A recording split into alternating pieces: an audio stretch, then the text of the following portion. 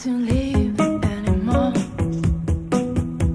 What I have is right here. Spend my nights and days before, searching the world for what's right here, underneath and unexplored islands and cities I have looked.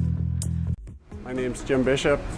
I'm chief scientist on the research vessel Oceanus, and we're at sea in the Pacific Ocean, headed for San Francisco. We've been out at sea for about 10 days, looking at how biology moves carbon in the ocean. The kind of thing that we're working on is developing robotic technology that can follow the rhythms of ocean biology on the hourly time scale.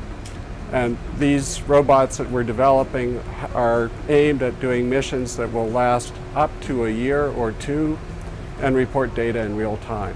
We're testing these robots to teach them how to be smarter in terms of recognizing carbon particles.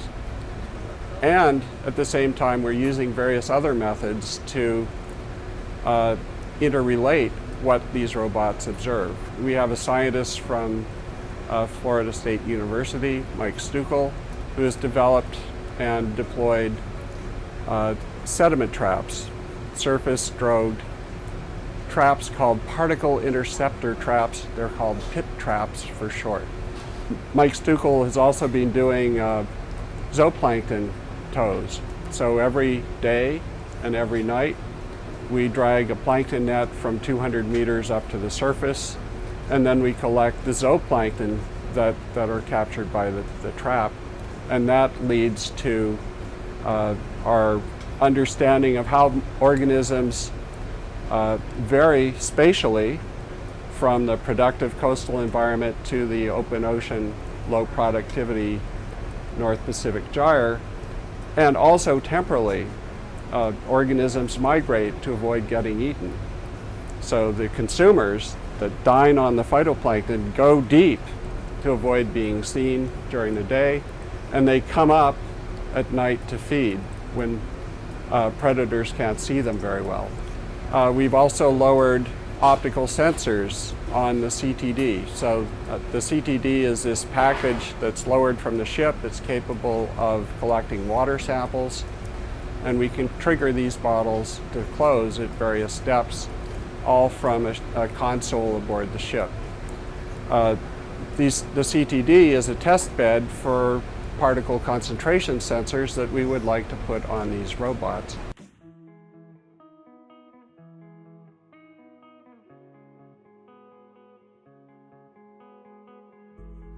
So these robots measure sedimentation rates.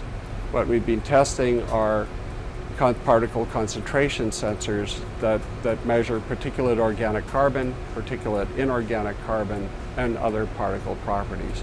The other person aboard the ship is Professor Phoebe Lamb from University of California, Santa Cruz. I'm here on this cruise because I'm collecting suspended particles. My interest is really about how suspended particles, which is where particles generally are formed in a small size fraction, turn into the sinking particles that Jim Bishop is measuring.